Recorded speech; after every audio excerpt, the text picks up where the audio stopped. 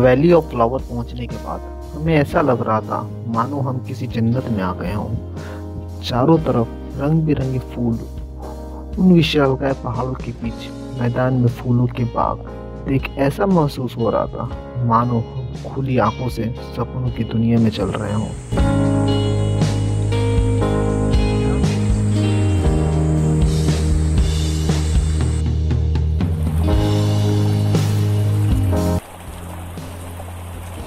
यहाँ आने वाले ट्रेल्स कच्चे हैं तो आपको थोड़ा चलने में प्रॉब्लम हो सकती है, इसलिए आप थोड़े अच्छे ट्रैकिंग शूज़ पहनकर ही यहाँ आए।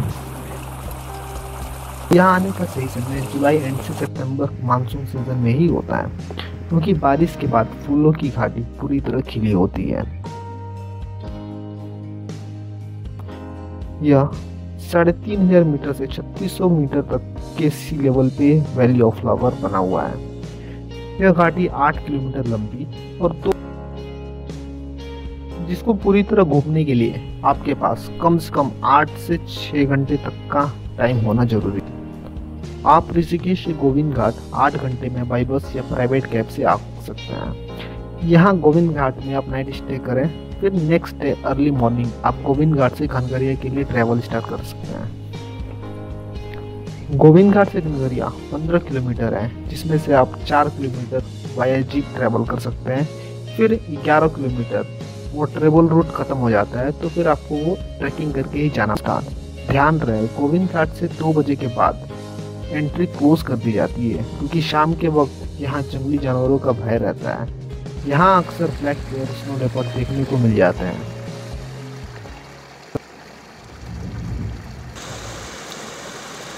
यहाँ आकर बस ऐसा मन कर रहा था कि हम यहीं आकर बस जाएं। नदियों से बहते पानी की आवाज़ इतनी सुरीली लग रही थी मानो कि अपने आप में ही कोई गीत गा रही हो।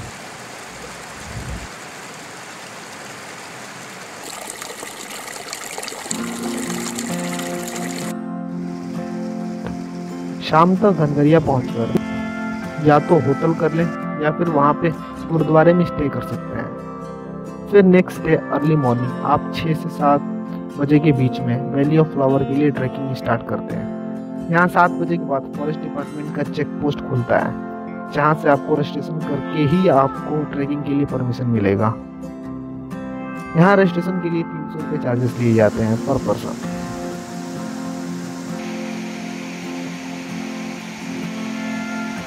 उन्नीस में इसे नेशनल पार्क का दर्जा दे दिया गया और 2004 में इसे यूनेस्को द्वारा वर्ल्ड हेरिटेज साइट का दर्जा दिया गया।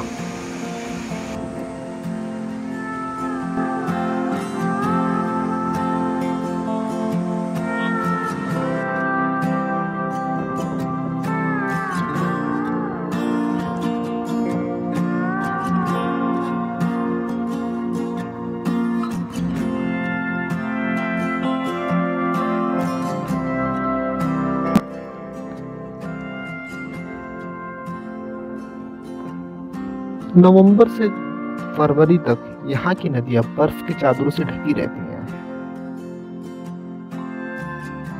कहते हैं हनुमान जी ने यहीं से संजीवनी बूटी लेके गए थे।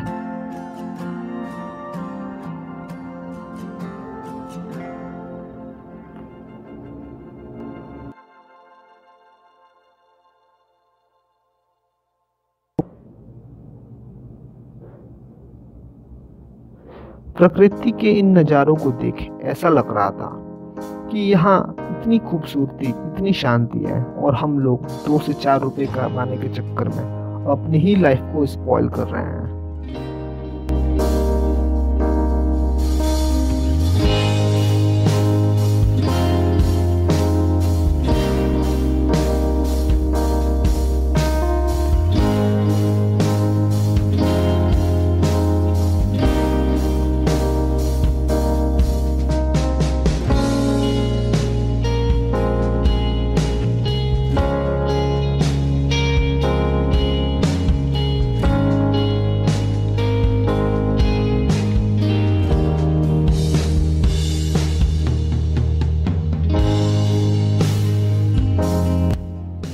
वहां बैठ मैं यही सोच रहा था कि काश ये फूल हम सबकी लाइफ में इसी तरह खिलखिलाते हुए आते, बिना किसी भेदभाव के।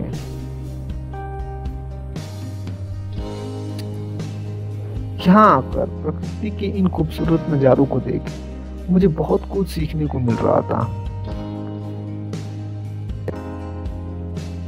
प्रकृति की चीजों से जो हमारी आत्मा को शांति मिल सकती है, वो किसी इंसान द्वारा किसी भी चीज को बनाई हुई चीजों से नहीं मिल सकती। यहाँ पहुंच के मुझे ऐसा लग रहा था कि लाइफ के रियल मोमेंट को अगर फील करना है तो नेचर को हमें कभी नहीं छोड़ना चाहिए। वैली ऑफ फ्लावर में 4 किलोमीटर तक ट्रैकिंग करने के बाद मोस्टली लोग थक कर वापस चले जा रहे थे, मगर मैं कहाँ मानने वाला। थकान तो मेरे आसपास भी नहीं था और मैं अपने फ्रेंड्स के साथ आगे बढ़ता चला जा रहा था। बस डर इस बात का था कि कहीं वापस आते वक्त अंधेरा ना हो जाए और हमें कहीं जंगली जानवर दिख न जाए। सो हम थोड़ी स्पीड बढ़ाकर चल रहे थे। हम करीब 4 बजे शाम को वैली ऑफ फ्लावर के आखिरी पॉइंट तक पहुंच ही गए। वहां पहुंच के ऐसा लगा कि मानो कोई जंग जीत ली हो। फिर हम वहां से वापस हो लिए। वापस आते हुए हमें थोड़ा डर लगने लगा क्योंकि 4 बजे के बाद वहां आसपास कोई ट्रैकर दिख भी नहीं रहा था। मगर हिम्मत करके हम थोड़े आगे बढ़ते जा रहे थे। करीब 1 आवर के बाद 2 ट्रैकर हमें मिले। फिर थोड़ी जान में जान आई हमारी और हम उनके साथ आगे चल पड़े और शाम 7 बजे तक हम वापस घनघरिया पहुंच गए और अगली सुबह वहां से गोविंद घाट के लिए रवाना हो गए।